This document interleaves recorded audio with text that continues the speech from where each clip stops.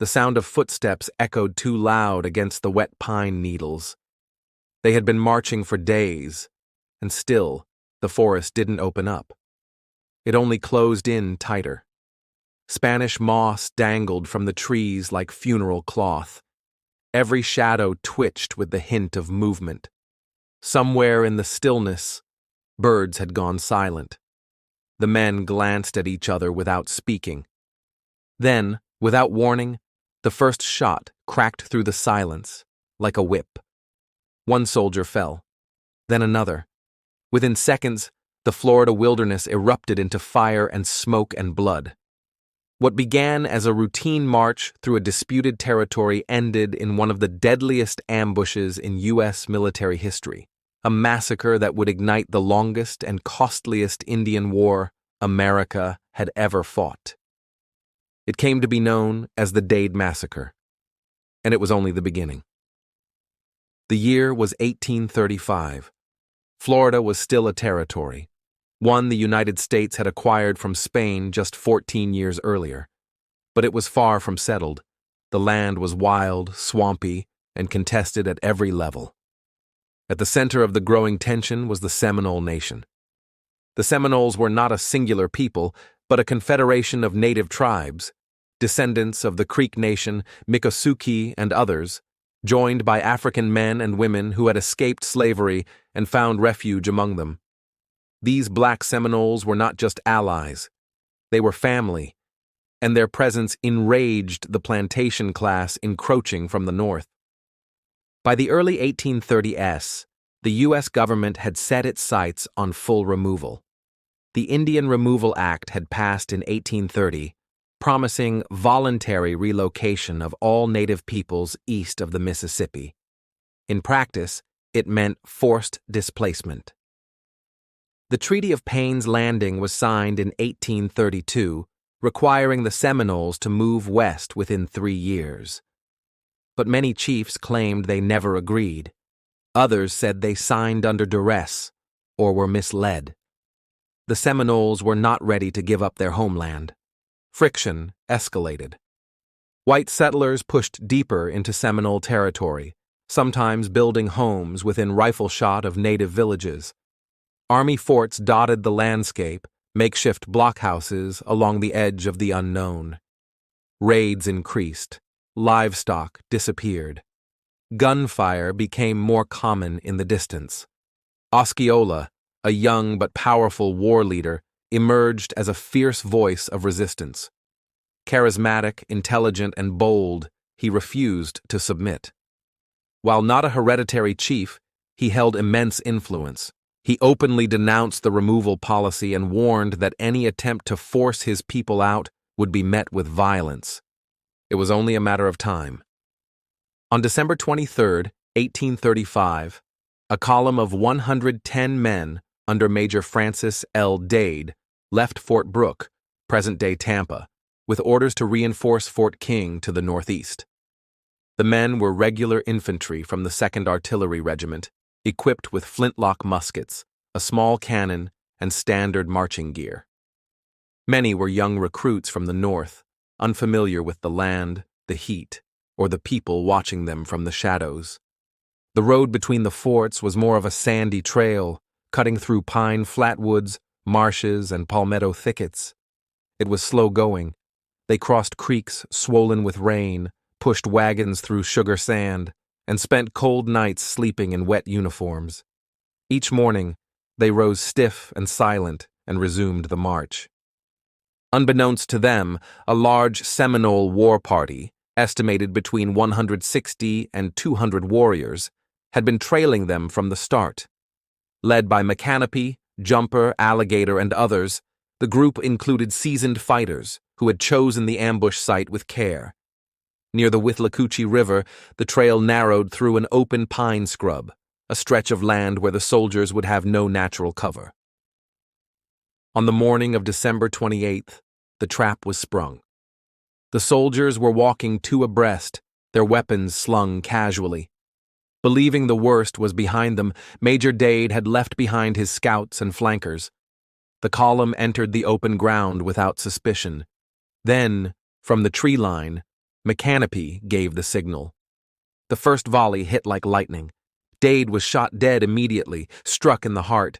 Half the officers fell in the opening blast. Soldiers dropped where they stood, while others scrambled to unlimber the cannon, trying to return fire. But the Seminoles moved fast and with purpose, fading into the palmettos between volleys. Private Ransom Clark, one of the few survivors, later described the chaos. The air was filled with smoke and screams. Musket balls tore through flesh and wood alike. A sergeant shouted orders no one could hear. Someone tried to fire the cannon, but it jammed after the first shot. The men fell back behind felled pine logs, forming a crude breastwork, but it was too late. The Seminoles circled the position, firing from all sides. The battle lasted roughly 2 hours. One by one, the American soldiers were cut down. Only a handful remained by mid-morning, wounded, exhausted, and out of ammunition. Seminoles moved in with hatchets and knives. The killing was swift, brutal, and final. By noon, it was over. Of the 110 men, 108 were dead. 2 soldiers, Clark and another named Edward DeCourcy, had survived by playing dead beneath the bodies of their comrades.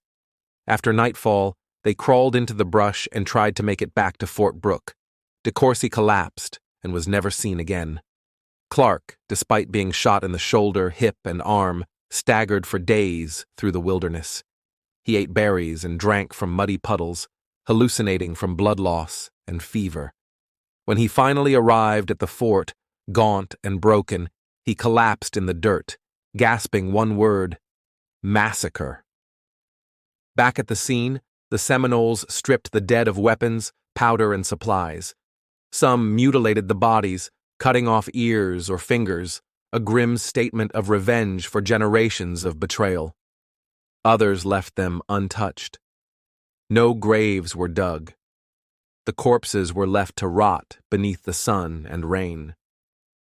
It wasn't until weeks later that a U.S. burial party reached the site. The stench hit before they saw the bodies. Bones were scattered, skulls bleached, birds wheeled overhead. In total, 105 men were buried in a shallow trench. 2 were never found. A crude monument was erected nearby, rough logs hammered into the soil, a flag draped above the dead. The effect on public opinion was immediate. The ambush enraged the country. Newspapers printed gruesome accounts. Politicians demanded retaliation. The Indian Bureau vowed to remove the Seminoles once and for all. Troop levels surged in Florida. New generals arrived. Forts were built at record pace. The Second Seminole War had officially begun. But it would not go as planned. The Seminoles were masterful guerrilla fighters. They struck and vanished, using the terrain to their advantage. They lived off the land, relied on hidden supply caches, and protected their elders and children with a ferocity the army could not match. The Everglades became a sanctuary, impenetrable and unforgiving. U.S. soldiers routinely died from disease, heat stroke, or simply getting lost. Osceola became the face of resistance. His raids were swift and terrifying. He spoke with fire in his voice and refused every treaty. When he finally agreed to a peace talk in 1837, it was a ruse. He was captured under a flag of truce, an act so dishonorable it made headlines from New York to London. Osceola died in prison months later, but his legend only grew. The war dragged on for 7 brutal years. By the end, tens of thousands of U.S. troops had cycled through Florida. Hundreds were dead. The government spent over $20 million, more than the cost of the Mexican-American War a decade later. Most Seminoles were forcibly removed to Indian Territory in modern-day Oklahoma. But a few remained, hiding deep in the glades. Their descendants live in Florida to this day. As for the Dade Massacre, it was just one morning in one corner of the frontier. But it marked the shift from diplomacy to war, from policy to bloodshed. It exposed how fragile the peace had been all along. Today, The Dade Battlefield Historic State Park preserves the site. A monument stands over the mass grave. Each December, volunteers gather to reenact the ambush: gray coats, muskets, smoke. But the trees have grown thicker. The forest has reclaimed its dead. And if you stand very still, you might hear the wind carry a faint echo, boots on pine needles, and the silence before the first shot. Thank you for listening to Deserted Trails. Subscribe for more forgotten stories from the old frontier.